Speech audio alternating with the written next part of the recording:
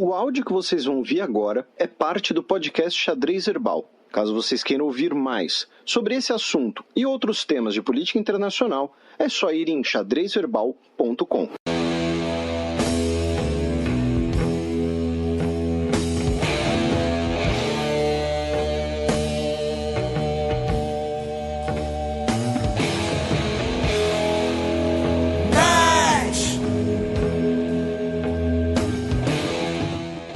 Trump usa discurso anual para pressionar democratas por financiamento de muro. Já diria a Dona Bela, ele só pensa naquilo. O discurso do Trump, né, de State of the Union, a gente sempre comenta o discurso de State of the Union aqui, era com Obama, agora com Trump. Para os nossos ouvintes que quiserem, né, uma coisa mais aprofundada, vocês têm duas opções. Ler o discurso ou assistir o discurso. Cada uma tem suas vantagens. Ler o discurso é uma vantagem porque é uma leitura, né, se você entende inglês, claro, acaba não sendo uma leitura muito longa. É uma leitura relativamente, não vou dizer curta, mas é uma leitura simples. Então você economiza tempo. Se você assistir, você vai demorar 2 horas. Por quê? Porque a cada 3 frases, né, é uma mistura de protocolo com claque, ele é interrompido por aplausos, né? E aí teve aplausos de pé em alguns momentos, teve cantos lá de USA, USA. Então, assim, acaba demorando mais, só que em compensação você vê as caras e bocas, né? Então a Nancy Pelosi aplaudindo o Trump, parecendo alguém aplaudindo uma criança de 3 anos que está comendo giz de cera. O Trump, por exemplo, homenageando alguns presentes, a reação dessas pessoas presentes, né? E aí teve veteranos do dia D, Buzz Aldrin, uma menina que se tratou de câncer, policiais, enfim, uma série de convidados. Então você perde assim a parte mais orgânica, a parte mais humana, né? Os improvisos, eventualmente. Então, por exemplo, um dos presentes é um senhor, acho que é um octogenário, que sobrevivente daquele atentado contra a sinagoga de Pittsburgh. E, né, o Donald Trump está falando sobre antissemitismo, está falando sobre o atentado, né, e fala, né, que agora não me lembro o nome do senhor, né, mas o senhor está aqui e tal, né, e ele recebe aplausos e tal. E aí o Trump fala, e é aniversário dele hoje, inclusive, e tal. E aí o pessoal improvisa lá um Happy Birthday to You. E aí o Trump emenda, e tipo, o cara sabe fazer show, né? O Trump emenda com, olha, fica feliz, viu? Porque eles não cantariam pra mim, não. e assim, de certo modo, acho que é verdade, inclusive. Pois né? Então, você tem ali as duas possibilidades, cada uma com suas vantagens. Agora, o grande cerne do discurso do Trump foi, de fato, a questão do muro. Né? Ele falou da necessidade do muro, de uma barreira física ou de um muro, né? Porque não vai ser um muro sólido, vai ser uma barreira de alta tecnologia que você pode ver por ela e tal. É uma cerca, se você pode ver por ela, deixa de ser um muro, é uma cerca. Enfim, né? Uma barreira lá de alta tecnologia e tal, e aí pressionou o Congresso a aprovar isso, dizendo que isso é importante pela questão, por questão de segurança, e por questão da fronteira sul ser desorganizada, e por questão de criminalidade. E aí, por exemplo, ele tinham lá os filhos e netos de um casal de idosos que foi assassinado perto de Las Vegas por um imigrante irregular. Acho que inclusive ele menciona no discurso, inclusive, a gangue salvadorenha, a Mara Truccia. A Mara Salvatruccia. Mara Salvatruccia, é isso. Ele menciona nominalmente, inclusive, no discurso. Aí ele disse que a cidade de El Paso era uma das mais violentas do mundo, e aí fizeram um muro, ela deixou de ser violenta. Aí a própria prefeitura de El Paso disse que, na verdade, mesmo depois do muro, ela continuou violenta, que os índices diminuíram mais recentemente.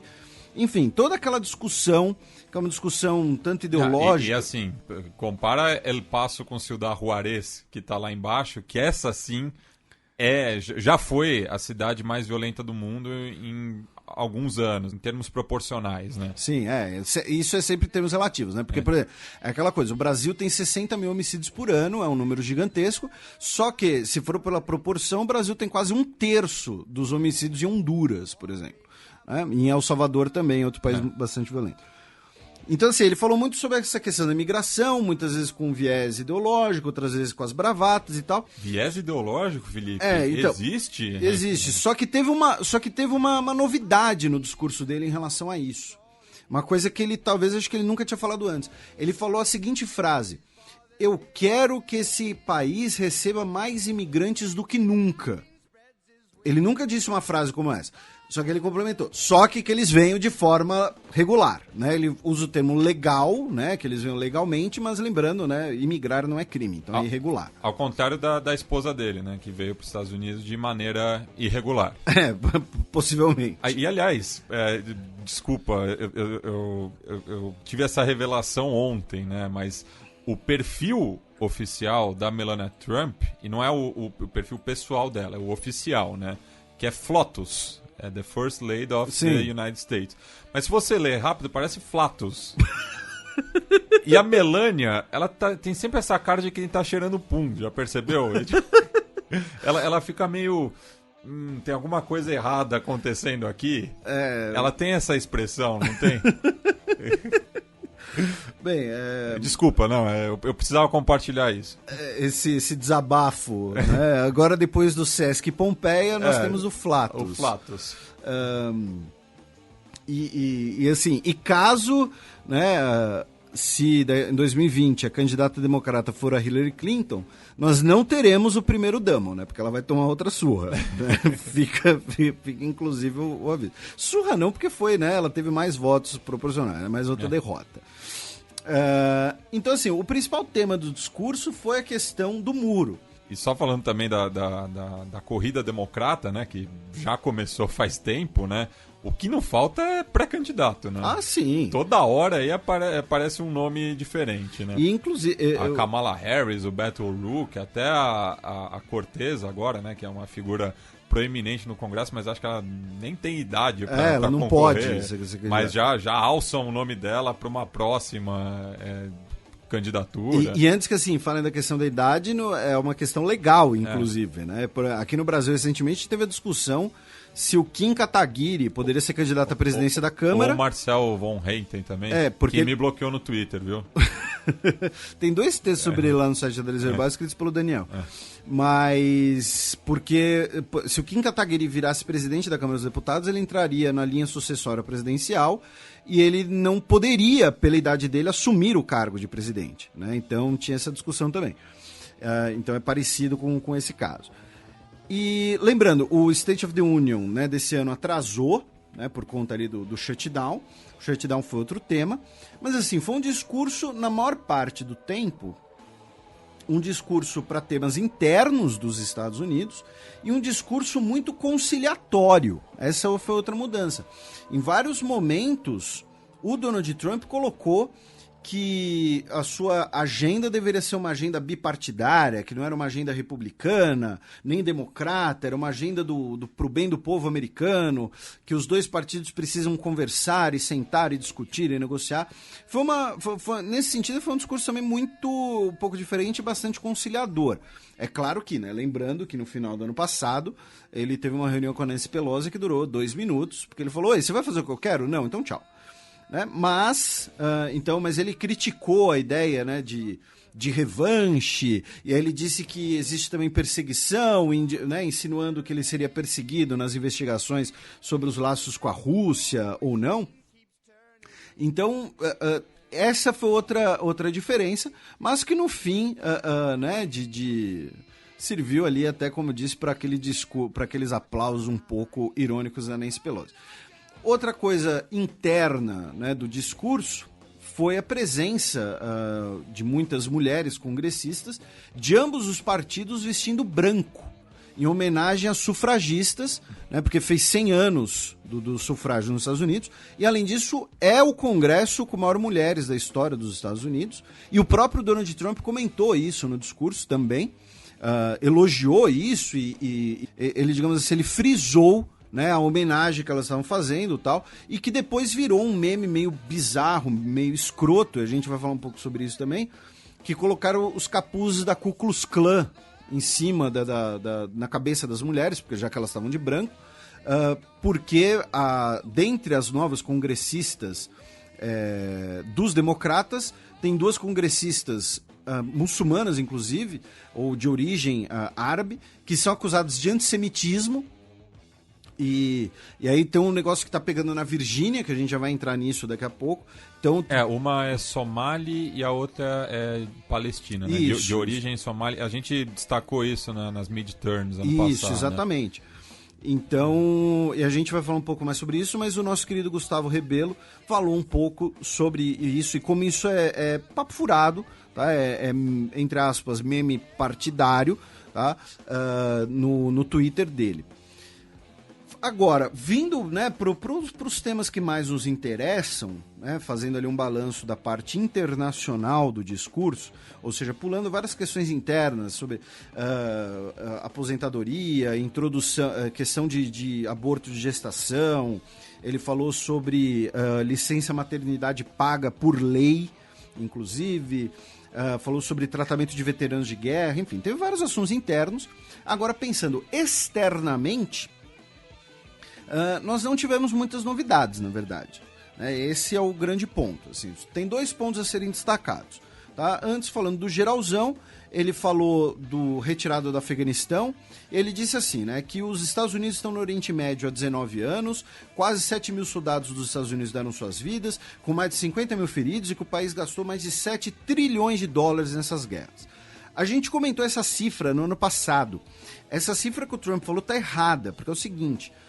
se pensar o que os Estados Unidos gastou no Oriente Médio no século XXI, chega perto de 2 trilhões de dólares, que, claro, é grana pra cacete. Tá? É basicamente, né, ali a produção brasileira de um ano, né? O PIB brasileiro em um ano sendo literalmente torrado, né, em forma de munição e gastos armamentistas e tudo mais. Da onde vem esse número 7 trilhões, então?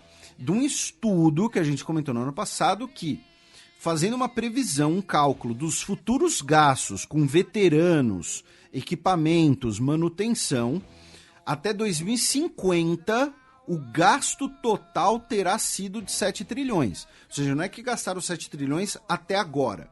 É que, se continuar nessa toada, até 2050, a previsão é de 7 trilhões de dólares de gastos, tá? Disse que, né, comentou as negociações com o Talibã, que a gente chegou a repercutir um pouco aqui, falou da retirada da Síria, disse que o Daesh já perdeu muito território, só que ele nem disse datas, ele não fez um cronograma dessa retirada, nem disse que o Daesh foi derrotado, que o Daesh não existe mais. Duas declarações que ele tinha feito antes e que colocaram ele em choque contra os militares. Né, que disseram que ele estaria subestimando o Daesh e que não pode ter uma retirada da Síria do dia para a noite.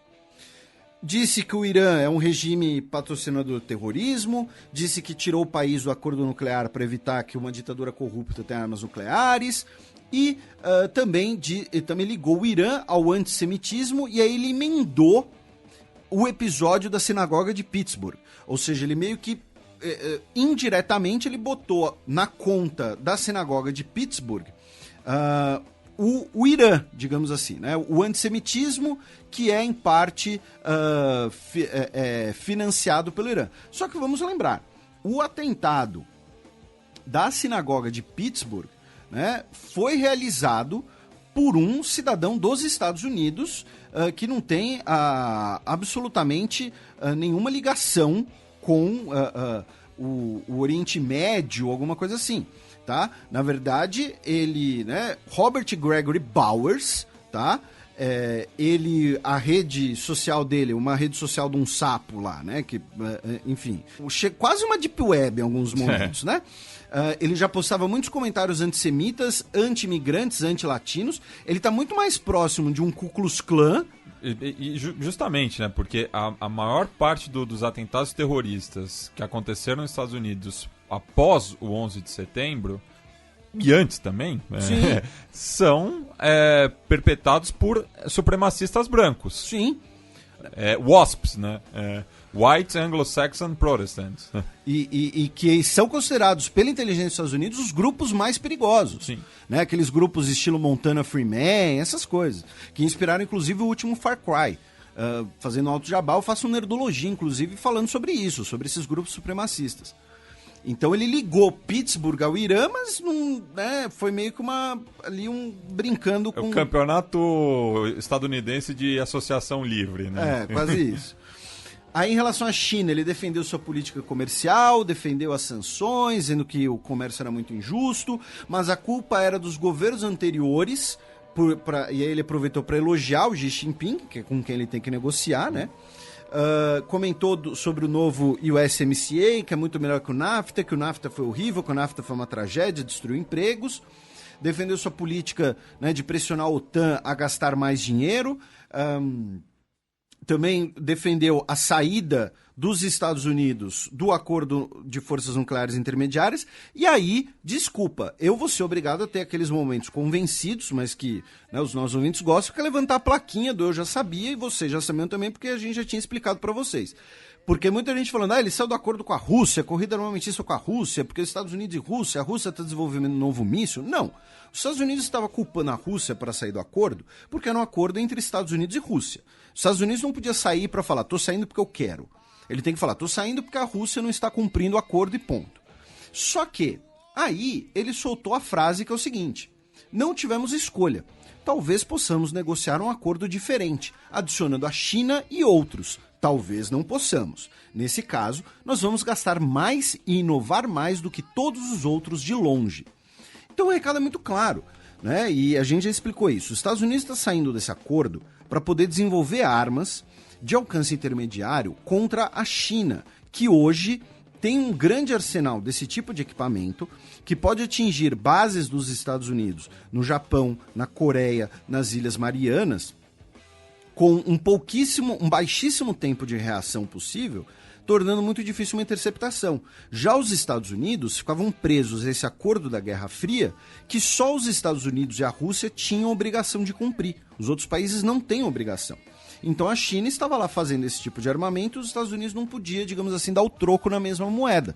E aí ele vira e ele deixou muito claro, olha, um novo INF é possível, só que tem que incluir a China e outros países. Porque o acordo original é de um período em que você só tinha basicamente Estados Unidos e União Soviética, né, brincando com esse tipo de coisa. E aí chegou, né, a grande novidade, assim, só continuando, né, também falou da Venezuela, que reconheceu o Guaidó e tudo mais, também sem novidades. A grande novidade veio em ele dizer que vai se encontrar com Kim Jong-un no Vietnã nos dias 27 e 28 de fevereiro. Né? O Vietnã já era especulado, foi confirmado e confirmou a data também agora. E ele também declarou que se não fosse pela eleição dele, os Estados Unidos provavelmente entraria em guerra com a Coreia do Norte. Que é uma bravata, porque primeiro não tem como saber, né? E segundo, o Trump, assim, a gente já comentou sobre isso várias vezes, já deu polêmica, né? Mas o Trump, ele não é o maior responsável pelo processo que está ocorrendo. O processo que está ocorrendo é um processo especialmente coreano. Tá? Com um novo governo na Coreia do Sul que quer buscar melhores relações com o Norte e com o governo no Norte agora tendo uma arma nuclear, uma ficha na mão pesada para poder barganhar. Tá? A gente já fez vários programas sobre isso e tem um texto gigantesco meu na Gazeta também sobre isso. Então a grande novidade foi ele ter confirmado a data e o local dessa reunião. E como curiosidade, né, ele tocou num assunto enquanto estava falando de saúde nos Estados Unidos, que não tem nenhuma ligação direta com aspectos internacionais, mas que pode envolver o Brasil num futuro próximo. Que foi o seguinte, ele disse, ele estava falando que os cidadãos dos Estados Unidos pagam muito caro nos remédios. E aí ele estava, inclusive, contrariando uma posição de décadas do Partido Republicano, né? Os democratas querem que os grandes laboratórios divulguem publicamente os custos dos remédios, né, e os preços dos componentes, o preço internacional. Para quê? Para, digamos assim, você saber qual a margem de lucro do laboratório e tudo mais. Os republicanos sempre foram contra isso, porque achando que isso é um primeiro passo, uma política de fixar preço, que isso vai contra livre mercado e tudo mais. Só que o Trump defendeu no discurso que os custos e os preços dos componentes, preços internacionais dos componentes, sejam divulgados publicamente. Diz que é inaceitável que os cidadãos dos Estados Unidos paguem mais do que o resto do mundo pelos mesmos remédios produzidos nos mesmos locais. E aí, olhem só, ele pediu ao Congresso que ajude a lidar com o problema dos aproveitadores pelo globo e entregue honestidade e transparência de preços para os pacientes dos Estados Unidos. Ou seja, o Trump, quando ele fala aproveitadores pelo globo, ele está usando um discurso que não é completamente verdade, mas eu não tenho os dados exatos aqui para a gente cravar, né, ainda não pesquisei isso, que é uma visão presente, um discurso de muitos laboratórios, especialmente laboratórios europeus e dos Estados Unidos, que é o seguinte: olha, aqueles países em desenvolvimento lá, Índia, Brasil, quebraram as patentes, entre aspas, dos remédios, e aí por isso agora a gente tem que cobrar mais caro, porque a gente tem que compensar o prejuízo desses países do terceiro mundo. E é a discussão da chamada licença compulsória de patentes, né, que é o popular remédio genérico, que hoje, inclusive, é a maioria do mercado nos Estados Unidos, porém ainda é combatido por vários laboratórios, responsabilizado pelos preços. O Brasil teve um papel essencial nessa questão do genérico, viu Celso Amorim, então embaixador do Brasil na OMC, embaixador do Brasil em Genebra e na OMC. Então, assim, se o Trump cutucar esse vespeiro, pode colocar o Brasil e a indústria de remédios brasileira na linha de frente, tá? Na linha de fogo, melhor dizendo. Então, é algo para se ficar de olho aí se o Trump se meter nessa questão do preço dos remédios, tá? Então, assim, esse daqui foi um breve balanço, né, do State of the Union.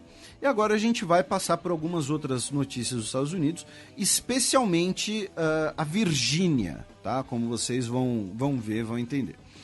Uma notícia de que os Estados Unidos estariam interessados em comprar o sistema israelense do Domo de Ferro, né, que é o sistema para interceptação de mísseis e foguetes usado em Israel, que foi um investimento bilionário, né, por parte dos israelenses, e acredito eu que os Estados Unidos sejam um dos poucos países para quem os israelenses venderiam essa sua tecnologia e ajudaria inclusive a cobrir, né, os gastos, né, e lembrando que o Domo de Ferro inclusive usa equipamentos dos Estados Unidos, né, o sistema que é a tecnologia de Israel. Então, agora, para que os Estados Unidos querem esse sistema, não sei. Para onde eles vão colocar, também não sei. Tá? É isso que é interessante de pensar. Em relação à questão do muro e questão da imigração, como reação, né, parte da reação a essa questão do muro, a governadora do Novo México, uma democrata, a Michelle Lujan Grisham, tá? Ela não é latina, aparentemente, pelo nome, né? Ela disse que vai retirar a maior parte das tropas da Guarda Nacional do Novo México da fronteira com o México, dizendo que o seu estado e o seu governo não se prestará à farsa presidencial de alarmismo fronteiriço fazendo mau uso das tropas. Tá? Repudia o argumento federal de que existe uma assolada crise de segurança nacional na fronteira sul, ao longo da qual se encontram algumas das comunidades mais seguras do país. Tá? Então, tá batendo de frente aí a governadora do Novo México com o presidente Donald Trump, ela democrata, ele republicano. Né? E aí chegamos na Virgínia, né? Onde você tem, assim, 4 pessoas, tá, no caldeirão, digamos assim, tá? Desses 4, né, 3 democratas e 1 republicano. A crise começou com o governador da Virgínia, que é democrata, tá? Os 3 nomes do executivo da Virgínia que a gente mencionar são democratas, e o senador que a gente vai mencionar é republicano. Mas vamos lá. O governador da Virgínia, o Ralph Northam, ele fez medicina na faculdade, e aí chegou, né, publicaram fotos do yearbook, né, da faculdade, lá, o anuário, né, aquela tradição americana, né, de fotos, aquelas eleições do tipo, o mais divertido, o mais bobão, o que vai morrer primeiro. O que vai se tornar uma celebridade. Esse tipo de coisa. Most into... E aí, o governador, né, da Virgínia está de blackface, né, com o rosto pintado com graxa, né, aquela caricatura do negro muito presente no sul dos Estados Unidos, no sul escravista dos Estados Unidos. Ele tá com, não sei se é um cachimbo ou um cigarro de palha também, do lado de um cara vestido como integrante da Ku Klux Klan. Esse vestiu a carapuça literalmente. Então, do hobby branco e tudo mais. E aí chegou a foto, né? A foto foi publicada. E aí o que aconteceu? O governador foi lá e admitiu, né, com muita dor, né, com muito contragosto, né, admitiu que sim, eu fiz blackface porque eu estava tentando fazer um cosplay de Michael Jackson. Nossa. Tipo, uma justificativa assim muito bizarra, tá? Muito bizarra. E aí o que aconteceu? Né, isso foi no início da semana, tá, gente? Começaram a fazer pressão, né, para ele renunciar, porque assim, ele é o governador da Virgínia. A Virgínia foi a capital, né, dos Estados Confederados. A segunda capital. A primeira foi Montgomery. Não, a primeira não foi Charlotte? Não, foi Montgomery, no Alabama. No Montgomery, mas durante a guerra de secessão, a Virgínia foi durante Richmond, boa parte do tempo. Na Virgínia. Em Charlotte ficava o sino que tocava quando os estados declaravam secessão. O Secessia, que eles queriam imitar o Liberty Bell da Filadélfia. É por isso que eu confundi. Mas então, a Virgínia foi a capital dos confederados, foi um estado escravista, um estado com uma tradição escravista desde o início, inclusive, né? Então, assim, o cara não apenas, né, admitiu esse blackface, e hoje cerca de 1/5 da população é origem afro-americana, tá? E cabe lembrar que Charlottesville fica na Virgínia, né? Então, assim, ou seja, é um assunto extremamente sensível, e aí emerge lá a foto do governador de blackface, e o cara solta lá uma desculpa toda tosca, né? E aí todo mundo tá falando, olha, filhão, né, renuncia, né? Renuncia que vai ser melhor para todo mundo. Só que o que acontece, né? Porque, né, ele poderia até renunciar. Só que aí o que aconteceu? O segundo na linha sucessória, o vice-governador, o Justin Fairfax, está sendo investigado, né, por abuso sexual, tá? No caso do Justin Fairfax, não tem uma questão racial, porém, uma mulher chamada Vanessa Tyson disse que ele, o Justin Fairfax, abusou sexualmente dela em 2004. Ela é uma cientista política, atualmente está em Stanford, e disse que não tem motivo político porque ela é uma proud Democrat, ela se colocou como orgulhosa de ser democrata. O Fairfax, por sua vez, disse que em 2004 eles de fato estavam ali estudando juntos, um curso juntos, porém que todos os encontros entre eles foram consensuais e que ele está sendo vítima de uma caluniação política estrategicamente pensada, né? O timing está sendo estratégico. E aí o que você pode pensar? Né? Você pode entrar ali, os dois renunciam e aí entra o terceiro na sucessão. O terceiro na sucessão, o procurador-geral do Estado, né, é um democrata também, chama Mark Herring, que era inclusive cotado para ser candidato a governador em 2021. Só que ontem saiu uma foto dele em 1980 em blackface. Meu Deus. Não salvam. E segundo ele estava fazendo também um cosplay, só que de um rapper chamado Curtis Blow. Ah, sim, Curtis Blow, que canta Basketball. Eu não conheço, você que é o cara do rap aqui, né? Mas estou vendo aqui que ele, além de rapper, ele é produtor, ele tem uma gravadora, ele é b-boy e ele é DJ. E ele também é pastor, protestante. Mas, enfim, saiu a foto aí do terceiro no cargo para, né, em blackface. E aí o que aconteceu? O Donald Trump, obviamente, né, caiu matando, né, falando. Aí ele tweetou o seguinte, ontem também: democratas do topo estão matando o grande estado da Virgínia, né? Se as árvores podres fossem republicanos, ações muito mais fortes estavam sendo tomadas. Virgínia tem que voltar para casa. E o Donald Trump estaria passando pano. Estaria dizendo que era perseguição. Voltar para casa, home, maiúsculas, republicanos em 2020. Só que, o que acontece? No caso da Virgínia, nós temos um parlamento bicameral, né? Isso não existe no Brasil, mas alguns estados dos Estados Unidos têm um parlamento bicameral, em que você tem deputados e senadores do estado. E o líder do Senado da Virgínia é um republicano, né? O Senado da Virgínia é controlado pelos republicanos, e é um cara chamado Tommy Normand, que inclusive era cotado até para eventualmente ser candidato ao governo do estado nos últimos anos. E aí, o que aconteceu?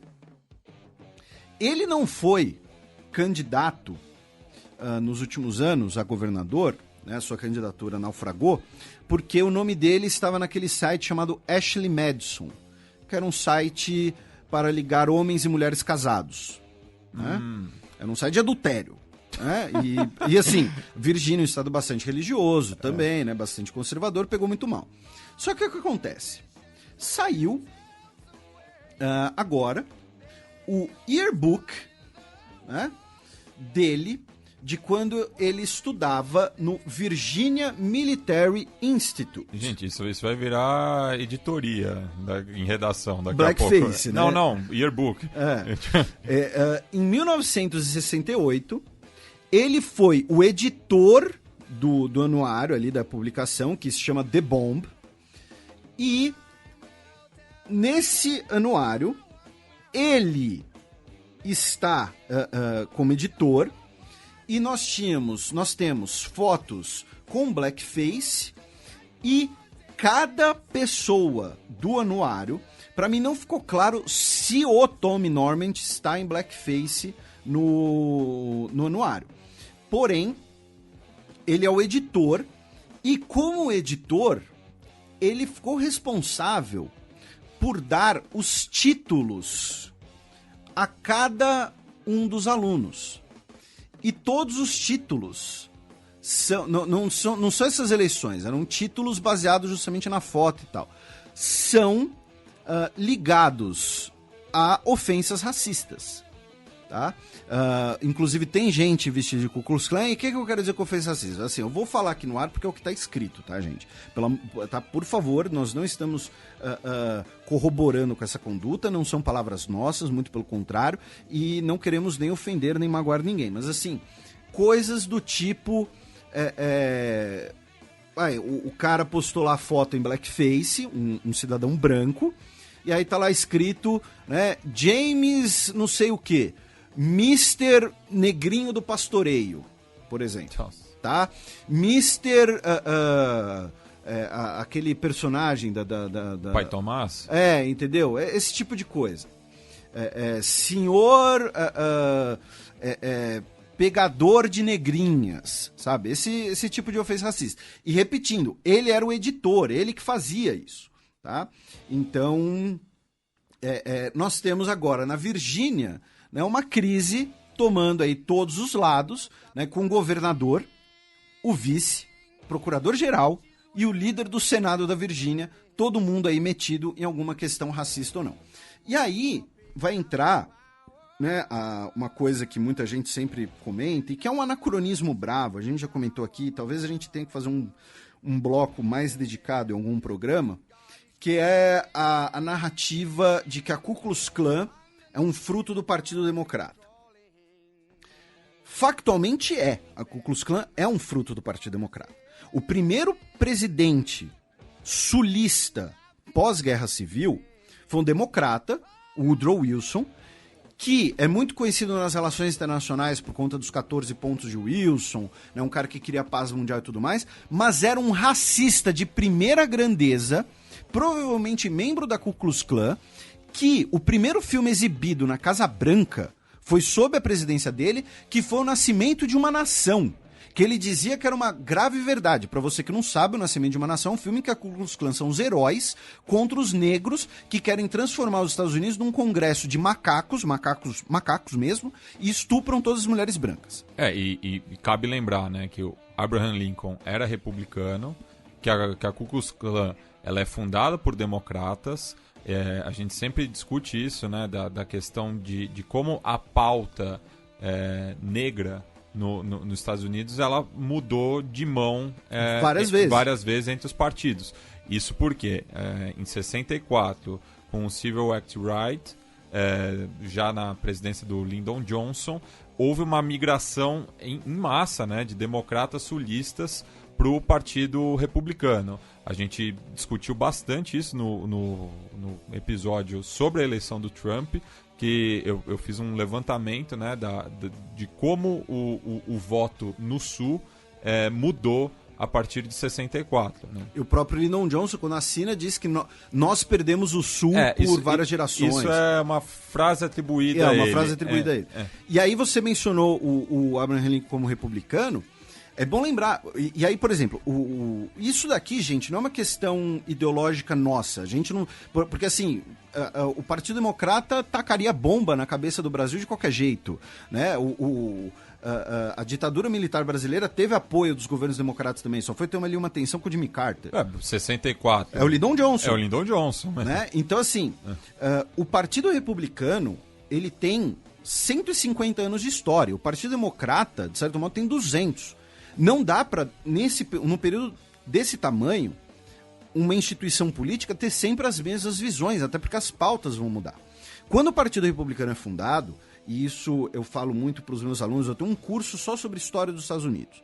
Tá? Eu acho a história dos Estados Unidos muito valorosa, ela dá algumas lições muito boas para o bem e para o mal. E para você aceder é imprescindível. O Partido Republicano, ele nasce como uma dissidência radical do Partido Whig, do Partido Liberal dos Estados Unidos.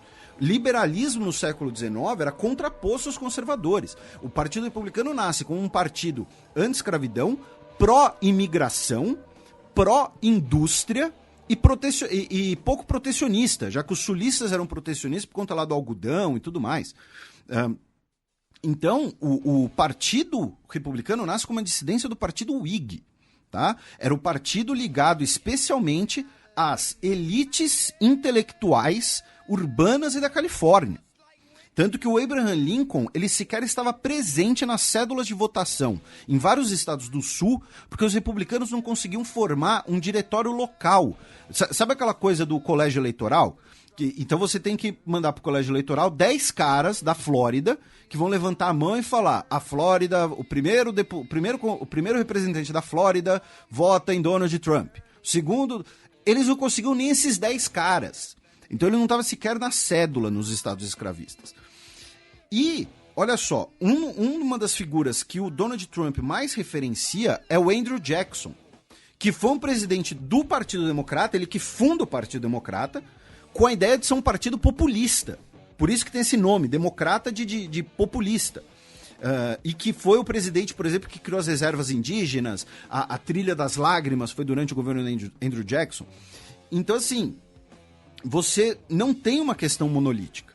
Então, sim, cronologicamente, o Partido Democrata é o partido onde sai a Ku Klux Klan. Só que, quando a gente pensa no Partido Democrata e no Partido Republicano, hoje, o sul dos Estados Unidos, em boa parte, ele é republicano, e boa parte desses políticos que eram contra a segregação ainda nos anos 50 e 60, depois passam para o Partido Republicano, que só se torna um partido conservador a partir mais ou menos do Teddy Roosevelt. E detalhe, quando fala, e veja o que a gente está falando esse tempo todo de as pautas afro-americanas e a questão dos dois partidos. A gente em um momento falou em esquerda e direita. Por quê? Porque o que a gente chama de esquerda só vai ganhar força nos Estados Unidos pós-guerra civil, sei lá, pelo final do século XIX, décadas de 1880, 1890, quando a gente tem inclusive o 1º de maio em Chicago, né, que a polícia reprime uma manifestação trabalhista, que era em boa parte composta por imigrantes, italianos e irlandeses. O que a gente chama de esquerda só vai se tornar um grande ator político nos Estados Unidos com Franklin Roosevelt, que ele cria o New Deal. A gente só pensa no plano econômico, mas o New Deal foi a coalizão eleitoral do Roosevelt, era o New Deal Coalition, coalizão do novo acordo. Por quê? Porque foi uma coalizão não apenas de políticos e de grandes proprietários, de banqueiros, mas porque foi pela primeira vez uma coalizão eleitoral nos Estados Unidos e incluiu sindicatos, tá? Então, é um anacronismo muito grande ligar o Partido Democrata atual a Ku Klux Klan, seja na sua fundação, muito menos na sua atual encarnação. Na sua atual encarnação, a Ku Klux Klan e seus integrantes, em grande maioria, bom peso, estavam, por exemplo, na manifestação de Charlottesville, de direita. O principal mentor intelectual do ressurgimento da Ku Klux Klan defendeu a candidatura do Trump, e isso, inclusive, isso está muito ilustrado, de forma bastante crua, inclusive no último filme do Spike Lee, né, do Infiltrado na Klan. Mostra exatamente isso, os caras da Ku Klux Klan em Charlottesville, ante o que eles chamam de agenda liberal, que é a agenda democrata. O Partido Liberal, no meados do século XIX, era o Partido Republicano, que nasce com uma dissidência do Partido Whig. Isso é importante de ser colocado. Então, e mesmo no período do Civil Rights, pós-Segunda Guerra até 64, brevemente você teve um momento bipartidário das causas dos afro-americanos. Por exemplo, o Eisenhower foi o cara que mandou tropas para acabar com a segregação nas escolas. Ele foi um presidente, ele é considerado talvez o maior republicano do século XX. Né? Vai competir ali com o Ronald Reagan depois, mas né, provavelmente o Eisenhower teve mais relevância até por conta da Segunda Guerra Mundial. E, finalmente, o Ronald Reagan é um ótimo exemplo do que a gente está falando. O Ronald Reagan era democrata. Ele vira republicano na década de 60. Isso. Justamente. E combate os Panteras Negras... De terem armas. De terem armas quando era governador da Califórnia. Exatamente. O Ronald Reagan ele começa a sua carreira política como um democrata. A Califórnia, que também era um estado conservador em meados do século passado. Ela vai... tomando essa aura progressista, muito por conta da indústria cultural, mas já na segunda metade do século passado. E o Ronald Reagan, ele escreveu isso, né? Ele falava, não, eu era um típico liberal de Hollywood, só que aí eu fui vendo que o buraco era mais embaixo e tudo mais. Ele foi trabalhar na GE, na General Electric, ele era garoto propaganda da GE, e o dono da GE era um cara ligado a diversos grupos conservadores, think tanks conservadores, e que meio que foi mudando a cabeça dele, e aí ele vira um republicano conservador no final da década de 60, meados da década de 60. A GE, que é proprietária, por exemplo, da NBC, que talvez seja um dos canais abertos, um dos mais progressistas, ironicamente. Então, assim, o Ronald Reagan faz essa transição, que a gente mencionou. E, principalmente, vejam os mapas eleitorais. Um outro nome... interessante sobre isso, eu vou ser honesto aqui, vou falar que eu vou colar o nome dele, porque o nome dele sempre me foge. Eu lembro muito da situação. E eu usei progressistas, que é o termo mais próprio no Brasil, mas eu queria dizer liberais no sentido no contexto americano. Um nome interessante para vocês procurarem foi um governador do Alabama chamado George Wallace, que ele é famoso pelo seu discurso contra os direitos civis da cidadania dos cidadãos negros, dizendo que ele disse que ele era a favor segregação hoje, segregação amanhã, segregação para sempre. Tá? Por que eu estou citando ele? Porque ele foi do Partido Democrata, ele era democrata, ou seja, essa ligação dos democratas do Sul com os grandes proprietários rurais racistas descendentes do escravismo, continuou inclusive pós-Segunda Guerra Mundial. É com o Franklin Delano Roosevelt que começa essa mudança de caráter no Partido Democrata, mas ele sai do Partido Democrata depois do Civil Rights Act e funda o próprio partido, o American Independent Party. Ele funda um partido cuja bandeira era pela pró-segregação. E que é a transição justamente da passagem de muitos democratas segregacionistas pro Partido Republicano depois. Porque é o outro partido. Então, assim... Tanto é que as eleições de 68 tem uma proeminência grande do AIP. Então, assim... você tem ali e o AIP existe até hoje, mas é minúsculo, né? Então, assim, você fazer essa ligação é muito anacrônico, tá, gente? Essa questão é muito mais profunda, especialmente no sul dos Estados Unidos. E não confundir o independent com os candidatos independentes. É um partido. E, novamente, isso fica muito explícito no nosso programa de hoje, em que, né, Virgínia, esse estado tão ligado à história confederada, nós temos racistas com todas as camisas. Né? Todos os espectros. Né? O Partido Democrata não é pensa-se muito... faz essa confusão dos valores progressistas, que hoje são muito mais típicos da esquerda europeia, com o Partido Democrata, vai repetir, é um partido de 200 anos. Você vai ter gente de todo tipo nessa história, assim como o Partido Republicano. É o partido mais antigo dos Estados Unidos. Sim. E, novamente, Woodrow Wilson, um símbolo do Partido Republicano e talvez um dos maiores racistas do Partido Democrata, desculpa, e um dos maiores racistas do século XX. Né?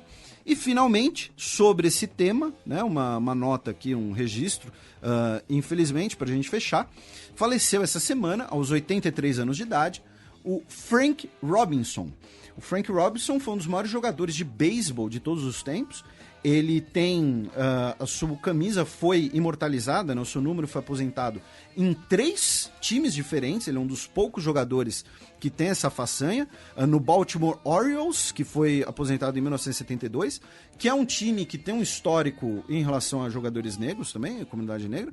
Baltimore é uma das cidades mais negras entre as grandes dos Estados Unidos. Em 98 pelo Cincinnati Reds e 2017 pelo Cleveland Indians.